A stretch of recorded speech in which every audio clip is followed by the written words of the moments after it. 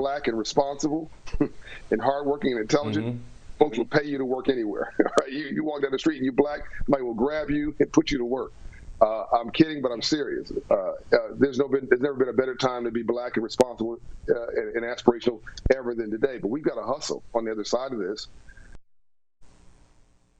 Yeah, he said it right here. The founder, chairman, CEO of Operation Hope, John Hope Bryant. So what do some of those opportunities look like? We've asked Sharon Smith-Akinasanya, the CEO of Rae Mackenzie Group, an award-winning diversity, equity, and inclusion marketing firm, to tell us. Welcome to Start Your Day. Welcome to BNC. You are so much based.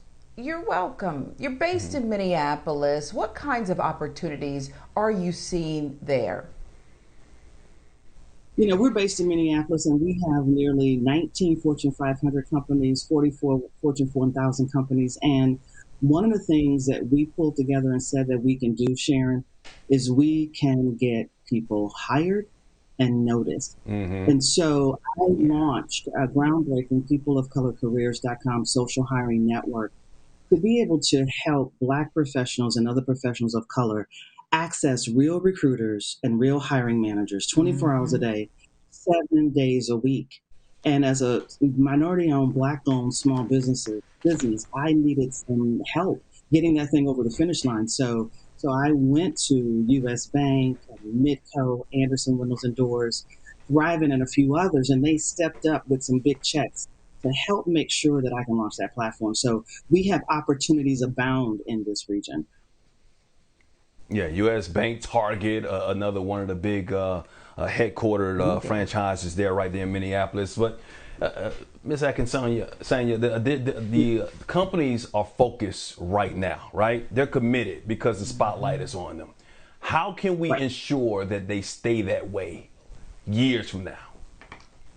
You know, Mike, it's a really good question, and it's on us.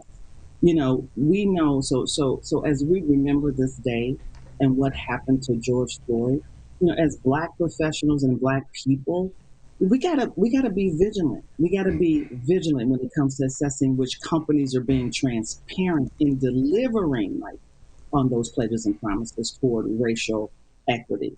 I mean, there's so many promises have been made since last May 25th. So we know that corporations have pledged over $50 billion, and only about $250 million so far, according to Creative Investment Research, has been spent.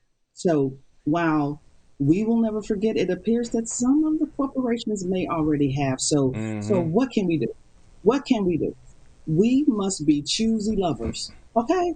When it comes to who we work for, it's on us.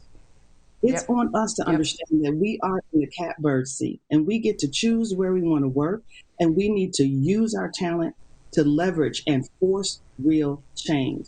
Now, there's no question we still have a long way to go, because we just saw the recent body cam footage of Ronald Green, and we must apply pressure from all angles, including choosing where we work. So it's on us. We've got to decide. So we need to look for those employers who are transparent, and really identify and find out what they're doing to help Black people in America. And we need to demand change and let them know that we won't forget. Yeah, and Sharon, so there's so many people who want these good jobs, right? But we don't just want the jobs. We want to be set up in a way that when we work hard in those jobs, we can be successful. Your book is called Colorful: Competitive Strategies to Attract and Retain Top Talent of Color. How do companies do that? How do we hold their feet to the fire so once we get in the door, we're allowed the opportunity to be great? You know, it is a great question, and I wrote the book as sort of a easy to read playbook on how to get this done. But let me tell you, Sharon, the number one thing that corporations must do, their CEOs have to decide. They have to decide that they are going to diversify at all levels of their corporate structure. They need to make the decision to do that, because we all know when the boss says things are going to get done, they get done. And the boss can't go away. The CEO can't relinquish its responsibility because he sent out a memo or she sent out a memo. They must be involved throughout the entire process. So that's the first thing that has to happen.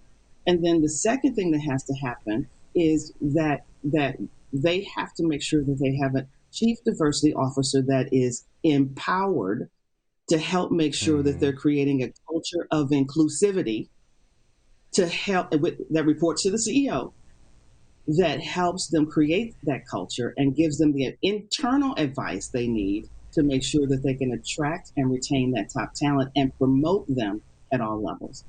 And then the third thing that they need to do is to make sure they have external experts so that they can they can position themselves properly in the marketplace to make sure that they are positioned well to attract that talent. And so it's really about choosing which companies have those things in place and to be real clear about your goals, be real clear about what it is that you want to do and make sure that you're talking to the hiring manager in specificity, because you can be a choosy lover. We are in the catbird seat. Everybody is looking for top talent of color, especially Black professionals. Yeah, I love what you said about retaining people because it's on all levels. That means advancement. That means promotion. We don't want to just be the workers. We also want to, if you are skilled enough to do and you've done your job, to be promoted, to become managers and maybe even possible executives at the highest level. But I wanted to ask you about the hiring process in a sense, because you talk about the diversity when it comes to the hiring manager. Do you think non-Black hiring managers are now aware that a person of color can be professional, but they don't necessarily have to look a certain way or dress a certain way or their hair can be a certain way? Do you think they're a little bit more, I don't know, aware when it comes to, hey, you know what, the Black people come in all shapes, sizes, and colors, and we don't want to just have somebody come in here and they look so preppy all the time or sound a certain way? What do you think? I advise my clients every single day. I would say that things are changing. They are absolutely becoming aware that if they embrace authenticity, they will increase productivity. So I think all in all, hiring managers, white hiring managers, are starting to understand the importance of making sure that they are clear that they want that talent to bring their full and authentic self to work, because they know that when we're comfortable, that when we can be us and stop all this code switching, okay, and worrying, what we're gonna say, how we're gonna say it. Should I straighten my hair today? Should I whiten my resume? Should I change my name because it's spelled wrong and can't nobody pronounce it? What should I do, right? So those corporations that I advise every day and others are starting to understand that they have to do things differently. They have to make sure that they are receptive of that authenticity that we bring every single day. Yeah, and the people that are hiring them and the workers that are currently there, they also have to accept the new Black people who are coming in there in those certain roles as well to make it a very good working environment and peaceful working environment as well. Sharon, thank you so much for your information. We appreciate it. We hope things start to change. Like you said, we got to keep them we need you and continue to hold them accountable. And we need you continue to do what you're doing in the Minneapolis area. We appreciate you.